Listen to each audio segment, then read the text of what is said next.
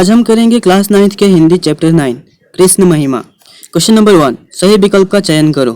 क, रसखान कैसे कवि थे? ऑप्शन है कृष्ण भक्त, राम भक्त, सूफी या फिर संत। उत्तर है कृष्ण भक्त। ख, कवि रसखान की प्रामाणिक रचनाओं की संख्या है। ऑप्शन है 3, 2, 4 या फिर 5। उत्तर है 4। ग, पत्थर बनकर कवि रसखान कहाँ रहना चाहते हैं? ऑप्शन है हिमालय पर्वत पर, गोवर्धन पर्वत पर, विंध्य पर्वत पर या फिर नीलगिरी पर। उत्तर है गोवर्धन पर्वत पर। घ, बालक कृष्णा के हाथ से कौवा क्या लेकर भागा? ऑप्शन है सूखी रोटी, दाल रोटी, पाव रोटी या फिर माखन रोटी। उत्तर है माखन रोटी। क्वेश्चन नंबर 2, एक शब्द में उत्तर दो। क, रसखान ने किनसे भक्ति की दीक्षा ग्रहण की थी? उत्तर, रसखान ने स्वामी विठलनाथ जी से भक्ति की दीक्षा ग्रहण की थी। ख, प्रेम वाटिका के रचयिता कौन हैं? उत्तर, प्रेम वाटिका के रचयिता कवि रसखान जी हैं। ग, रसखान की काव्य भाषा क्या है? उत्तर, रसखान की काव्य भाषा साहित्यिक ब्रज है। घ, आराध्य कृष्ण का वेश धारण करते हुए कवि अधरों पर क्या धारण करना नहीं चाहते?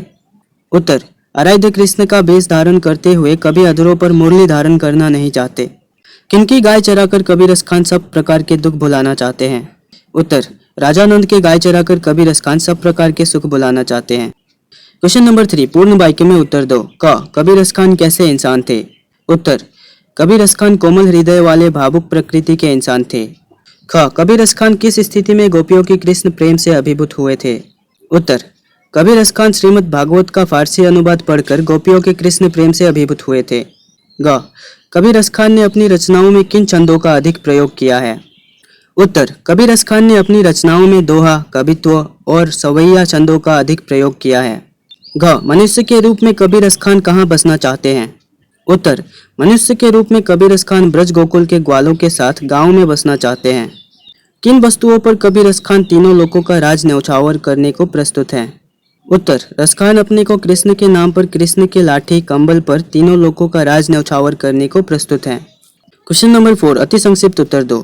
क, कवि का नाम रसखान किस प्रकार पूर्णतः सार्थक बन पड़ा है?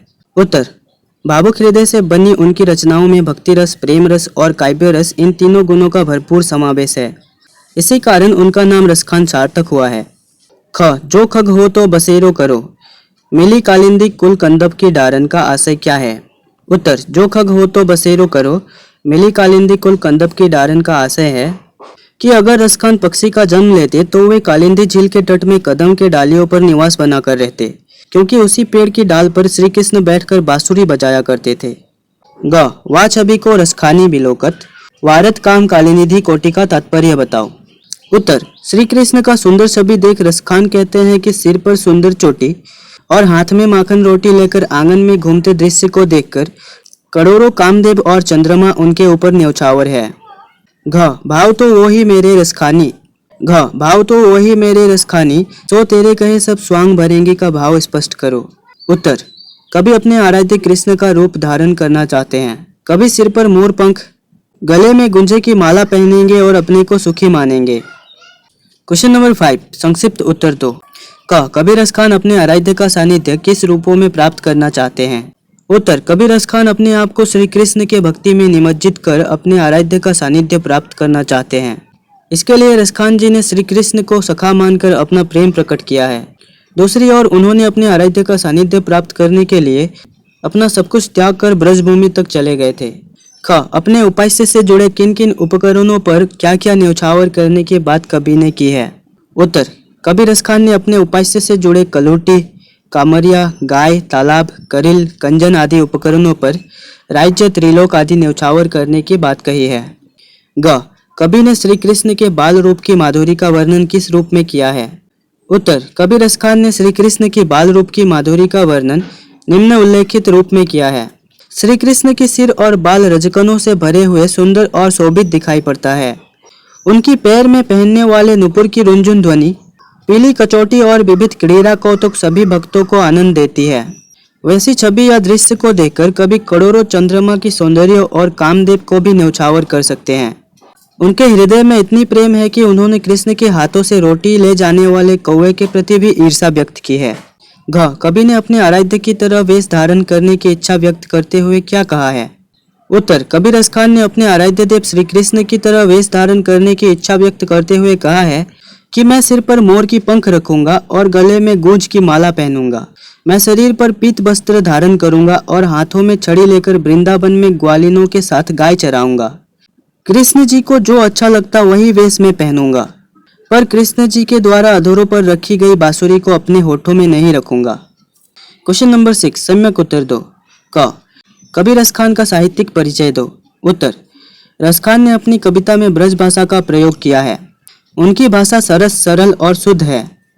उनके कविता में ब्रज भाषा के अलावा अरबी और फारसी शब्दों का प्रयोग हुआ है। उनकी रचनाओं में भावुकता का समावेश है, जिसमें उन्होंने कृष्ण के प्रति अपना प्रेम प्रकट किया है।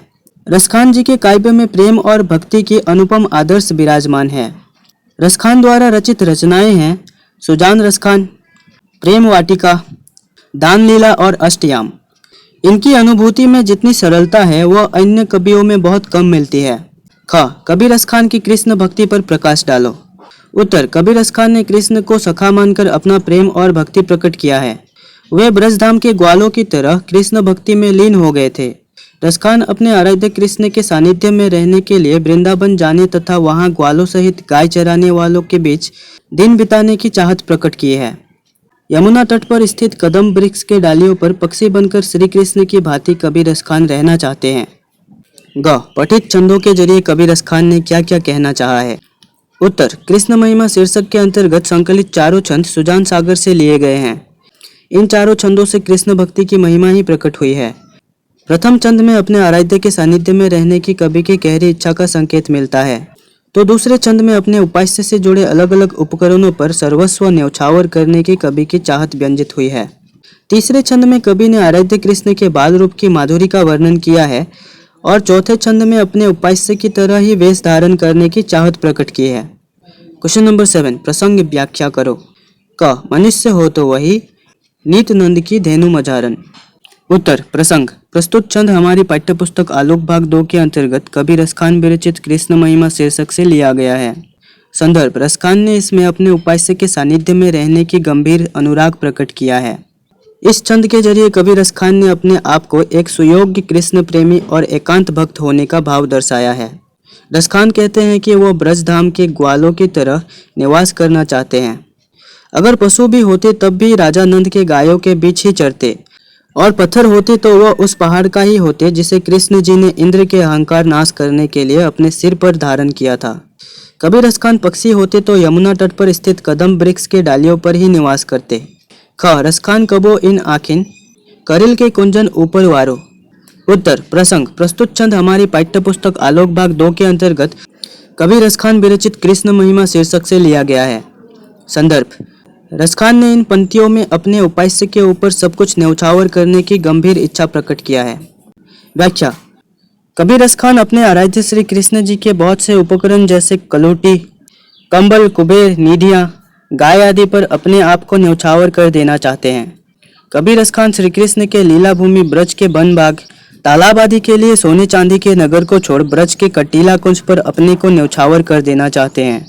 ग, धूरी भरे अति शोभित, पैजनी बाजती पीठी को छोटी। उत्तर, प्रसंग, यह पंक्तियां हमारी पाठ्यपुस्तक आलोक भाग 2 के अंतर्गत रस खान जी द्वारा रचित कृष्ण महिमा शीर्षक कविता से लिया गया है। संदर्भ, इसमें कवि रस खान ने आराध्य श्री कृष्ण के बाल रूप की माधुर्य का वर्णन किया है। व्याख्या, धूल या रज से जब बालक कृष्ण के शरीर और बाल गंदे होते थे तब भी वो सुंदर दिखते थे। पीली कछोटी सहित उनके पैर में पहनाई गई गहने जब रुनझुन बजने लगता और खेल कौतुक में खाना खाने में उनका शरीर की सौंदर्य दर्शनीय बन जाती थी। कबीर रस खान बालक कृष्ण के सभी रूपों को देखते और सौंदर्य के देवता कामदेव तथा करोड़ों चंद्रमा को कृष्ण पर न्यौछावर कर देना चाहते थे। बालक कृष्ण के हाथ से माखन रोटी ले जाने वाले कौवे के प्रति रस खान ने अपनी ईर्ष्या प्रकट की है। इसके जरिए रस खान जी ने भगवान कृष्ण के प्रति अपना प्रेम और भक्ति प्रदर्शन किया है। भाषा एवं व्याकरण ज्ञान। क, निम्नलिखित शब्दों के तत्सम रूप लिखो। उत्तर, मानुष मनुष्य, पशु पशु, पाहन पत्थर, आंख नयन, छवि चित्र, भाग अंश। ख, निम्नलिखित शब्दों के 3 पर्यायवाची शब्द लिखो। कृष्ण का पर्यायवाची शब्द है कान्हा, गोपाल, श्याम, केशव, वासुदेव। कालीन के पर्यायवाची शब्द है यमुना, रविसुता, श्यामा, सूर्यतनया। खग के पर्यायवाची शब्द है पक्षी, चिड़िया, बिगह, बिहंग, नभचर। गिरी का पर्यायवाची शब्द है पहाड़, पर्वत, अचल। पुरंदर का पर्यायवाची शब्द है विष्णु, कृष्ण, हरि। संधि विच्छेद करो। पीताम्बर, पित्त plus Ambar.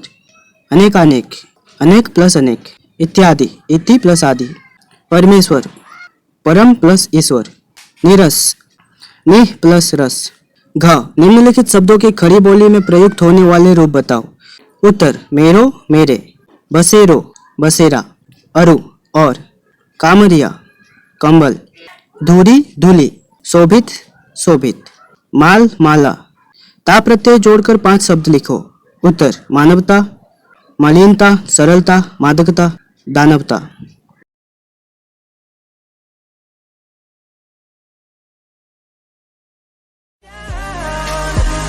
Don't you give up.